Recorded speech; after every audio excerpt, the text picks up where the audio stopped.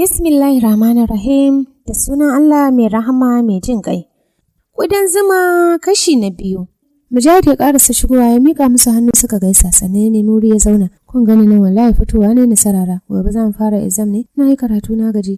Na ce bari na leƙo shagon ka. Na dan ɗebe kewa kafin na koma na ɗora. Kasancewar Mujahid yana karantar law ne a jami'a yana shekarar ƙarshe. Kuma mahaifinsa yana da kuɗi sosai. Ba kamar abokin shi Saif da magajin ba, wanda iyayensu suka kasance talakawa. Saif ya ce gaskiya ne, karatu fana ta nisa. Mu ai mun ƙi jami'ar, mun bige da neman kuɗi. Magaji na shirin magana wayarsa ta gara ya daga. Tom shikenan ga nan zuwa, ya faɗa bayan ya gama jin abin da aka ce masa daga can bangaren. Sauke wayar ya mayar da hankalinsa kan shi kafin ya ce, to ni fa tafiya zan yi. An kira ni aiki ya samu. Masha Allah, motar ku ta yi so kenan. To Allah ya taimaka. Ya amsa da amin kafin ya juya ya fice. Wallahi magaji yana burge ni. Don inda zai nemi halak ɗinsa ne yake tafiya.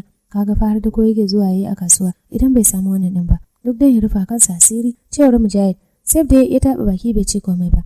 Malam Haruna ne ya fito daga ɗaki cikin shirin sa na fita. Ya kai kallon sa kan mai ɗakin sa kafin ya ce Halima, idan yaron nan sai Fala ya shigo ki ce masa na ce ya bani 3,000 zan je kauye gobe saboda na san ba za mu haɗu ba tunda wurin aiki zan kwana. Kin san su kamfani ba sa son fashi, to zan haɗe aikin yau da gobe na yi duka yau tunda goben kauye zan tafi. To malam zan faɗa masa insha Allah. Allah ya taimaka ya tsara hanya. Sai ka dawo. Malam Haruna ya ce yawa amin bari na je ya ƙara ficewa a gida. Ita kuma ta ci gaba da aikinta. Bayan magariba Saif din ya shigo cikin gidan kamar yadda ya saba da ta dauko masa abincin sa ya ci kafin ya wuce ɗakin sa.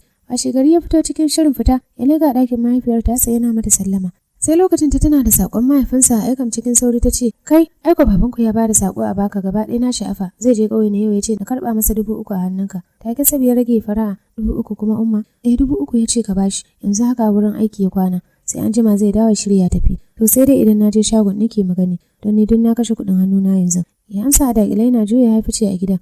Umma nasa ta girgiza kai kawai ta koma ɗaki don ta fi kowa sanin halinsa na mammako da rashin son bani. Da kyar yake bambaruwa ko a dangi ma mai hannun jarirai suke ce masa tsabar rashin kyautarsa. Dan kamimin falo ne da ya gaji da haduwa. Hajiya Zainab ce zaune ita da His Excellency mai girma shugaban kasa dukkansu cikin kyakkyawar shiga ta kaya masu tsada. Tufa take bashi a baki yana ci yana murmushi idonsa akan ta ita ma kallonsa take da murmushin. Gaskiya fa kina shagaba ne. Sai na dinga ji na wani yaro dan ya shiga ba gabanki. Ya faɗa. Murmushin jin daɗi tai kafin ta ce ai a wuri na baka ga yaro ba ma. Tamkar jariri haka nake ganin ka. Shi yasa sun ci gaba da lallaba ka da tarairaye ka kamar kwai mijina. Dariya kwace da ita kafin ya ce Allah ko Zainabu na. Fari tai da irin da tace sosai ma masoyi. Wayo, karki sani shide da ganin wannan farin naki fa. Dariya ta sanya, mike waye tsaye yana faɗin, bari ki ga na fita na bar mutane na jira na waje. Ba don haka ba da mun dawo ma haka fa. Cikin kwarkwasa ta ce wallahi ba na so ka fita amma ya na iya, haka zan hakura. Ne take warka har sai ka dagare ni. Karki da mu zan shigo da wuri ki ci gaba da lelan nawa. Ya karasa yana kashe mata ido daya. Da ya dariya kafin ta ce to mu je na raka ka. Haka suka jera suka nufi barin falon. Firgigi ta Hajiya Zainab ta farka daga baccin da take yi. Arewa ɗakin kallo tai sai ta ganta a nata ɗakin. Take ta fahimci mafarki tai. Da haka kai ta furta ka ina ma da gaske ne burin nan nawa ya cika. Gaskiya dai dole ne kokarin cika muradi na wurin shugaban ƙasa. To amma ina kasa samun irin yaron da aka ce na samu. Na aiwatar da shirin na akan shi. Kai gaskiya dole na dage na samo yaron nan ko ta halin kaka. Ta karasa da zabgata gumi ya nubi ta lola duniyar tunani. Mai yagi zaune ne yana ɗaura wani katon takalmi da ya saka a kafarsa. Jikinsa sanye da riga mai yankakken hannu da wani gajeren wando. Kanshi wata shugurgwadaddiyar suma ce duk ta yi wani cibiri ga leɓensa da ya yi baƙi kirin kallo ɗaya za ka yi masa kasan a cikin 'yan dabar ma da kake ne shi. Dagowa ya yi da jajayen idanunsa ya kai kallonsa kan mahaifiyarsa da take ta harhaɗa wasu takardu. Karab idanunsa ya sauka kan wani hoto da ya gefe cikin takardun da ta bar. Cikin takardun da ta barbaza. Hoton ne ya ja hankalinsa, ganin kamar ita ce, amma na gefenta bai kama da mahaifinsa ba. Matsawa ya ɗauko hoton yana kalla kafin ya ce, Umma, hoton wane ne wannan naga kamar ba baba ba ne? Umma ta murmushi kafin ta ce, wai wannan? Abokin mahaifinka ne kuma tsohon saurayi na a dacen baya. Kamar ya Umma ban gane ba, ya ce idanunsa akan ta labari ne mai tsaho amma bari na baka shi a takaice. Shi wannan ainihi da shi muke soyayya, sai kuma mahaifinka ya gani yana so. Kuma kawai sai ya tafi wurin mahaifina ya masa magana, shi kuma ya ce ya bashi ne. To a lokacin da hankulan mu sun tashi saboda son da muke wa juna, amma ganin an riga an karɓi kuɗinsa har an tsaye da rana, dole na haƙura shi ma kuma ya ce ya haƙura ya sadaukar masa da ni. Kasancewar amininsa ne, kuma bai taɓa bari ya gano yana sona ba. A lokacin bikin ma wasu abubuwan duk shi ya taimaka wa mahaifinka da su. Haka da aka haife ka ma mahaifin naka ba shi da halin yi maka hakika, shi ya sai ƙaton rago aka yanka.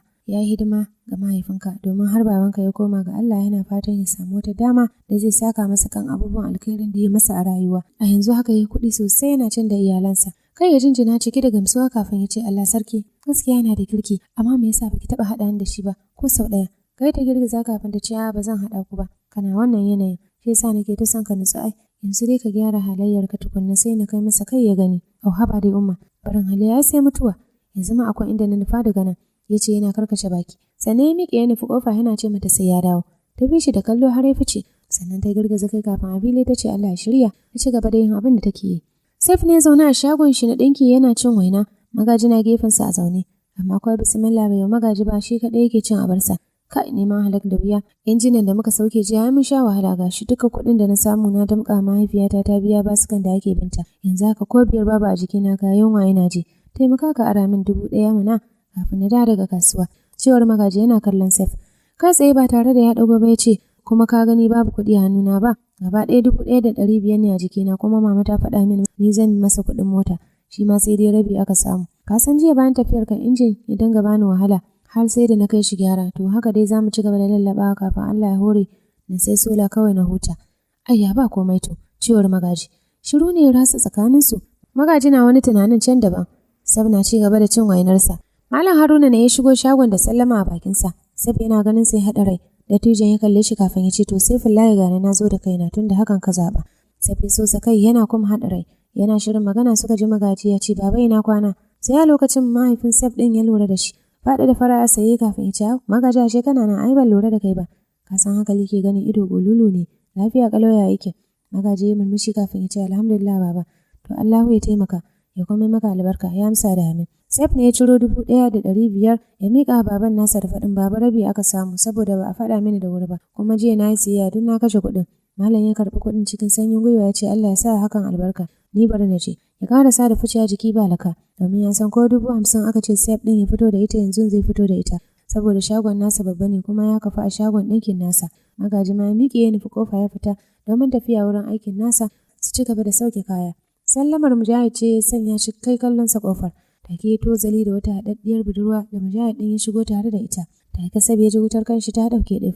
Nan ya dakata da duk abin da yake ya bi yarinyar da kallo kamar zai haɗiye ta. Mujahid cikin kyakkyawar shiga ya ƙaraso ya miƙa Saif hannu don su gaisa amma shi Saif hankalinsa na kan yarinyar. Salamu alaikum cewar Mujahid yana kuma miƙa masa hannu. Sai a lokacin ya farga ya saurin wayan cewa yana bashi nashi hannun suka yi musabaha. Yau Saif don Allah idan babu takura ga Asma'u na abokiyar karatu na ci. Za ta ɗan kwafi abu a kwamfuta ɗina kuma ta ɗauke babu caji shi ne na ce bari na zo mu saka a shagonka kafin lokacin da za mu shiga exam ɗin. Sab ya washe baki da faɗin lawa da wannan ma sai ka tambaya kofa a buɗe take ai an zama ɗaya bismillah ba damuwa. Yauwa na gode sosai abokina. Asma bismillah juna take fara bari na je gida ne wanka na dawo kafin nan kin gama. Kam sai ka dawo. Mujahid ya juya ya fita ita kuma ta ɗago tana faɗin a ina zan saka cajin. Sai ta ga karab sun haɗa ido ashe kallon ta yake ya ɗan sosa kai kafin ya ce ga wuri nan bayan ki saka sai ki zauna kan kujerar nan ki yi abin da zaki. Ta gida kai ba tare da ta ce komai ba. Sannan ta juya ta saka cajin. Ta kunna ta tana jiran ta kawo. Daga nan ta fito da abin da za ta kafa rubutun ta fara. Safi kura lallan hannunta da ya kuma haska fatar hannunta da take ta aikin ido yana lasan laɓe. Kai yarinyar nan fata hadu. Ga ta da gani iyayenta wasu ne. Ina ma za ta amince ko lambata ta bani mu kulla alaka ai da na more. Ya raya a zuciyarsa. Can da bara ta faɗo masa sai ya zaro iPhone ɗin wayarsa yana wani bubbuɗa irin shi ma shi ɗin nan ne don ya mata fafa. Ya ɗan yi danne-dannensa sai ya lalubo wasu hotunan ɗinki kala 3 ya tsayar da guda ɗaya ce. Kin ga don Allah ko za ki zaɓar min ɗaya daga cikin ɗinkunan nan wanda ya fi haɗuwa? Wallahi wata ce ta kawo mini ɗinki tun daga Abuja ta ce na mata haɗaɗɗe. To na rasa wanda zan zaɓa cikin waɗannan. Ya ce cike da son janta da fira. Ta ɗago tana ɗan murmushi kafin ta ce kash. Ka tambayi kaza hanyar rafi don ni kan bana saka atamfa da dangoginsu a bayoyi ne suturata. Amma ba a yin ta mutum an ce da ɓarawo ka gudu. Magani ko zan iya hango wanda ya fi kyau ɗin? Lallai kin ji Hausa kam irin wannan kirarin haka ya ce yana miƙa mata wayar yana dariya. Ta yi ɗan murmushi bayan ta karɓo wayar ta ce zama da tsofaffin nan ne. Hajiya kakar mafiyar da a gidan mu take duk wurin ta muke jin su. Ga kuma inna da take mana aiki a gidan ita ma da wuya ta magana. Bata saka karin magana a ciki ba to anan don na tsinta. Kai masha Allah ya ce cikin farin cikin firar da ke gudana tsakaninsu yana kuma gyara zamansa domin tun shigowar ta ya dakata da ɗinkin da yake ta zuba kamar kanya. Miƙo masa wayar sai da faɗin gaskiya dai a gani na wannan ya fi kyau kai mata irin shi. Ya kai hannu ya karɓa yana ƙoƙarin haɗuwa da yatsunta da suka sha jan ƙunshi to na gode. Ba komai ta ce tana ci gaba da aikin nata. Ganin haka sai ya kama kansa ya saka bakin nasa linzami. Ya koma daddana wayarsa yana satar kallonta. Can jima ta rufe kwamfuta ɗin ta ciro wata wayar daga cikin jakarta ta hau daddanawa. Ido ya kwalalo ganin wayar ta dame shi ta shanye. Bashir ya mayar da tashi aljihu yana kuma jinjina irin kuɗin da mahaifinta ke da shi.